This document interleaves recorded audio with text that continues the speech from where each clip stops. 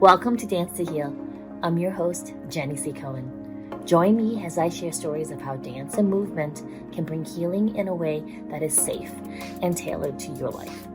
I'm a cancer survivor, mother of two, and an award-winning performer who found that movement was vital to my recovery. I created Dance to Heal Wellness and also authored the best-selling book, Outside of Recovery, Dancing My Way Back to Myself After Breast Cancer. I will bring new techniques to help you on your dance journey and healing path. Are you ready to move? Dance to Heal starts now.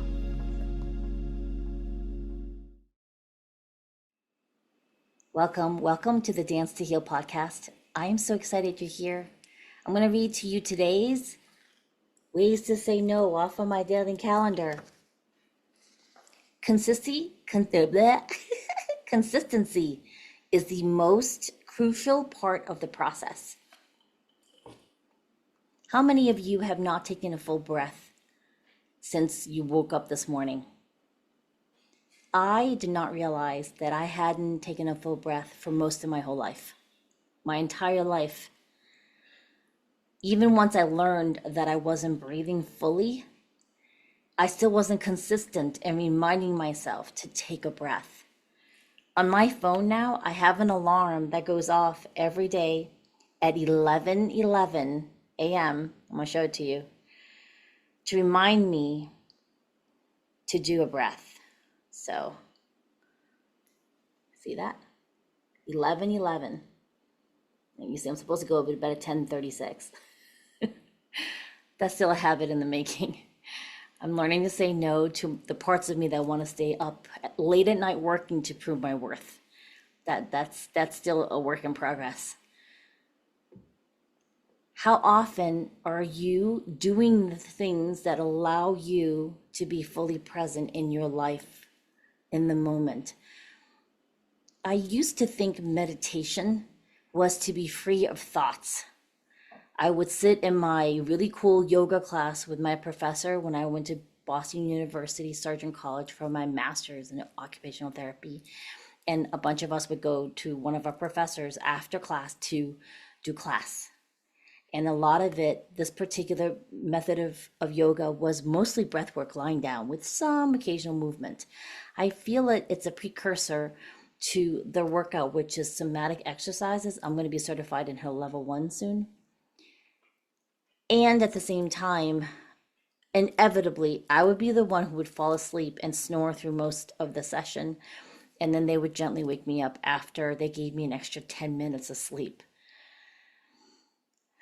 It was incredibly hard for me to lie there and breathe and try and free my mind from thoughts.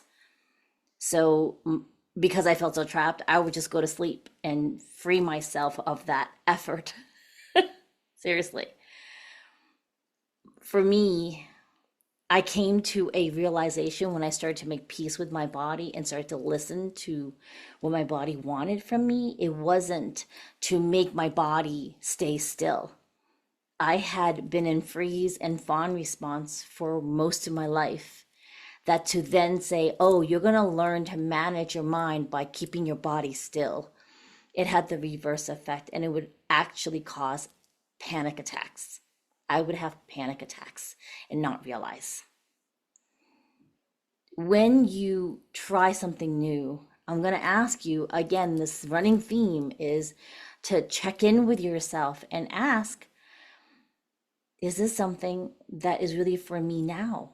Is this something to go to in the future? Is this ever going to be anything for me?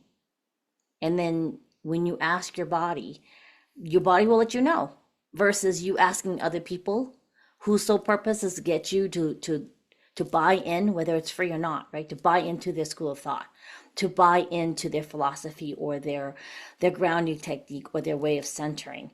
Does that really work for you, right? Muscle testing itself is one of the ways that science-backed has ways to ask yourself a question, and then your body will be like, yeah, or your body will be like, no, The first ways of doing it were when they tested for food. They would put sugar, someone would hold some sugar, and they would put it right below their chest, right here. My audience members who are tuned in audio, I just put it right where the sternum is, and I just put it there, or slightly below it, right above where your stomach cavity starts. Okay, and kind of where your rib cage starts to meet, underneath your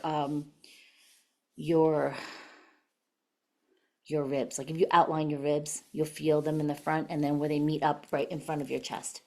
You hold the sugar there, and you close your eyes, and you allow your body to start to, if it wants to sway front to back or side to side, and you would feel whether or not you were leaning towards the sugar or leaning away from the sugar. And usually you would ask a question, is this sugar in this present form, for my highest good? And inevitably, most people, they would lean away from the sugar because honestly, it really isn't great for your body in its pure form, right? It's something we might develop, has a compensatory taste to do self-comfort. The actual overindulgence of sugar isn't beneficial, yeah? Sometimes your body's telling you one thing, and of course your mind might say, but I really want it, it makes me feel good, and you'll still eat the sugar. That's another episode. We're establishing right now some ways to muscle test on your own. You can stand up and ask yourself a question and establish, if first of all you want to ask and figure out what your yes and no when you're in standing, right? So when you're in standing, if you close your eyes and you say, oh, my name is, and whatever your name is, right? So my name is Jenny C. Cohen, and I'm going to lean forward. That's my yes. Yeah. But if I say, oh, I'm going to close my eyes, center myself, soften my knees, engage my core. And then I'm going to say, I am Penelope Cruz, and I'm going to feel myself leaning backwards. Yeah. Whoa. So that's my body is a little bit unused to this way of muscle testing because I usually do my finger, which I'm going to show you in a second.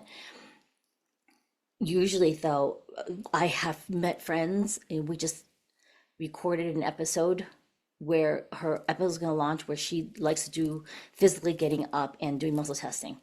Some people will lean right one side to the other. That's your yes, no.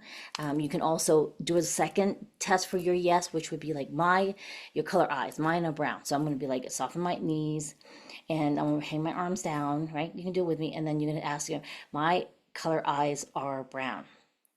And my body goes, ooh, smash into the computer, hello.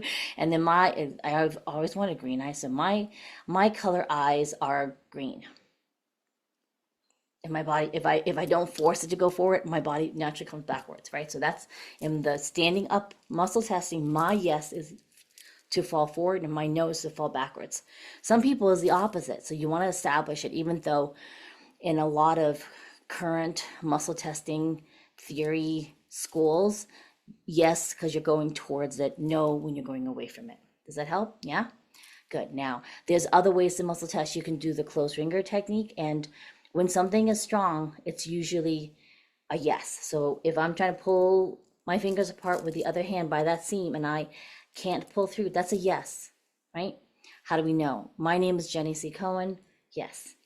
My name is Penelope Cruz, and then no matter how much I close it, it doesn't feel secure, like I can pull it through, right? My color eyes are brown. My color eyes are purple. Not even with contacts, please. No, okay. So my body knows the yes and no. Now, here's the thing. When I first started to do this muscle test, it was a little mushy. And over time, as I started to actually follow through, if I asked my body a question, my body started to be more confident that I wasn't just asking a question to ask a question. Does that make sense? All right, another one, my favorite. So I reserve, if I'm muscle testing for a client with their permission, I'll use this ring finger technique. Yeah. For me, when I'm muscle testing for myself, I do the strong pointer finger, because this knuckle, it really isn't that strong, because it, to the waggle side to side. Yeah, that one. So if I just hold it really straight with the alignment of your wrist, the elbow drops, right? And then I push down on that middle fat knuckle, one knuckle over from the hand knuckle, the palm knuckle, right here.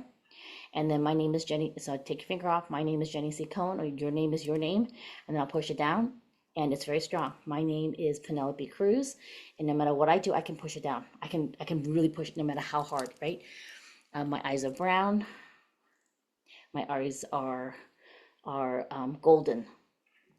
My fingers like, yeah, no. The eyes are brown, right? So over time, you will be able to figure it out. And so are you have you been doing with me? If you are watching the recording, right, because this is on an evergreen loop on the podcast platforms and also YouTube. You can stop right now and figure out which muscle test is your preferred, and then come back to the rest of this recording.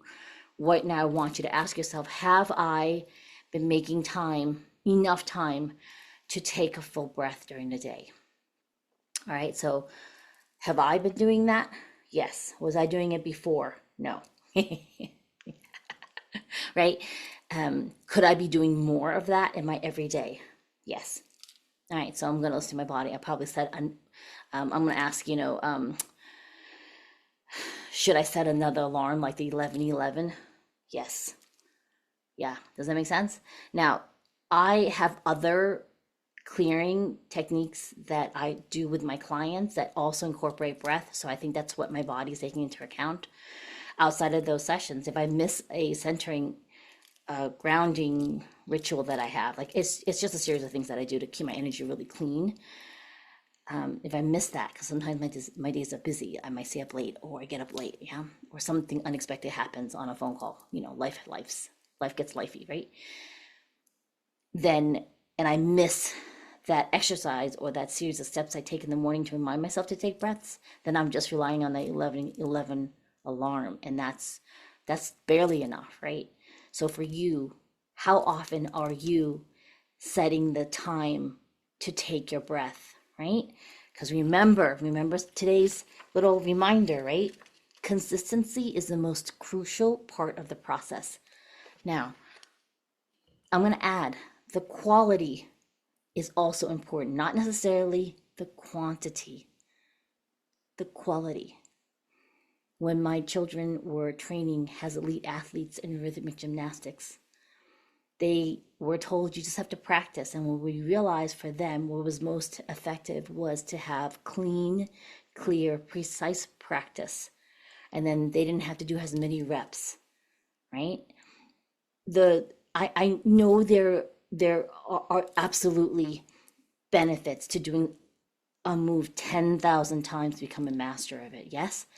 However, if you're doing the move slightly misaligned to your joint, 10,000 times of repetition on that joint means that you've used up your lifetime use of the joint. As an occupational therapist, I'm telling you that then leads to a worn down joint, possible surgery, inability to do other things, right? Now, if you do that 10,000 repetitions or even 5,000 or 3,000 times in this accurate, safe, aligned way for your body, you may master that step faster because there isn't this learning curve that you're doing. My husband and I, we just started West Coast swing lessons for couples, and I'm holding myself back to not coach him because it's really hard. I have to be the follower. And during one of our lessons, the amazing instructor was like, Jenny, you're anticipating that turn. You're supposed to do 2 steps forward without turning. And he tried to lead me. And then I started to do it. And he was like, no, you need to stay straight. So it was 2 steps, step, step, and then you start to turn your body. And then he was watching us go back into the couple with the same step, and he went, oh, wait a minute, I know why you're doing this, because your partner, my husband, was starting to cross his arm and already leading me. So I had learned that pattern. Instead of coming forward as how he should lead me, he was pulling me, he was taking a step back and I was getting pulled forward, and then he was already doing this instead of going up so I could be led forward. Does that make sense?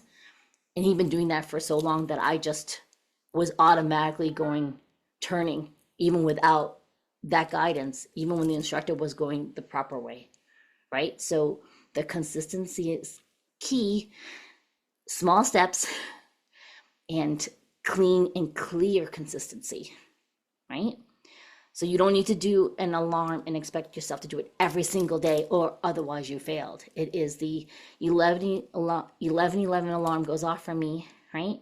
And I'm going to do that breath 11 times. That I probably will start doing box breath. And let's review that so you know what I mean. Box breath is to inhale through your belly for 1, 2, all the way into your chest, 4, and then hold it for 1, 2, 3, 4. Then you're going to exhale top to bottom, 4, 3, 2, 1. Hold it there for 4, 3, 2, 1. One more repetition. Inhale, 1, 2, 3, 4. Fill up lungs and chest and hold it for 1, 2, 3, 4. Then exhale, 4, 3, 2, 1. Hold it for 4, 3, 2, 1. Beautiful job. So set your alarm. You're welcome to make a comment under this episode, especially on the YouTube one, because we'll come back to the comments and answer anything and cheer you on when you set your alarms. Just type in the numbers 1111 or 333 or 1010 or 999 for the time. Maybe no, there's no 999. 1111, 11, 222. Yeah. Unless you do the 24 hours, right? You can be 2222, which would be, what is that? 10, 12? No, that'd be 12. 22 would be 10 p.m., right? That'll work. Don't do 2220. Just do the 1212. Oh, I'll do that. 1111, 1212. You could do 111, 222, 333, 444, 555. And there's no 666. But you could do 606. Yeah. 707 a.m. or p.m. Mostly p.m. Unless you're an early bird. I'm trying to be an early bird again. Yeah. So take that and implement it. Today is the last week we're going to do another section of that talk that I gave about how to be a leader. We will see you next time. Thank you for joining me. Bye-bye. Right? So here's the thing. When you allow yourself to feel the unpleasant feelings and then you move to expel them out of your body, you may notice a shift in how you feel about feelings. To be a leader means you have to be able to deal with the uncomfortable feelings in yourself and in the people that are looking to you as the leader, correct? Usually, the leaders, we're the peacemakers. We're the negotiators. We're the ones trying to make sense of why this person's doing that and that person. And we're trying to be the neutral Switzerland, right? In order to do that authentically, though, you still have to hold space for true feelings to be expressed and held and seen so you can guide them out. Does that make sense with everybody? Yes? Good. So to get back to that story with my husband, he did muscle testing, and guess what? He's dehydrated. So now, whenever we argue, he'll, when you're married over 30 years, it starts to be like your husband wants you to share a brain with him, and I'm kind of like, no, we've evolved beyond that. You can answer your own questions. And so he'll ask me, should I wear these shorts to the funeral that we have to do? And I'd be like, well, should you? You want to ask your buddy? And he'd be like, but it's really hot. And I'm like, I'm not answering whether or not he needs to wear those shorts. He just keeps asking me, should I wear the shorts? And I'm like, but I've never been to a Vegas wedding, like a funeral where it's outside in the heat of 110 degrees. I don't know if you're allowed to wear shorts. And so he finally asked his body, right? And the key, though, is before we actually had an answer, guess what happened? He came and asked his body, do I want to be at this funeral? And his body said no. And then he asked, do I need to be at the funeral? And his body said no. So then he got the answer for the shorts. He could wear whatever he wants. He wasn't going to be at the funeral. Do you understand? So when you are having difficulty maneuvering anything, you always want to begin first with what is actually in your way. So I put into the chat my gift to you because I gave you a surface exploration of the things that we want to work on ourselves, similar to what every wonderful speaker has spoken about. There's actually a little quiz that I can send to you, and then we can dissect it during the call if you want to, where it'll show you who your main saboteurs are. Meaning, we all want to be the sage, right? We want to be the leader. And half the time, we've got a chorus of people in the background going, oh, this person isn't doing it right. Oh, you need to do this. Or, oh, no, let's not make anybody mad. Just in case, What do we do if like person A gets mad and then person B starts to cry? Like, what do I do with that, right? Or we must do it this way and this way and this way, when sometimes flexibility is what's required as the leader. How do you get those, what we call saboteurs, quieted down or reassigned so that your sage, your all-knowing self can come forward to be the leader you're meant to be, okay?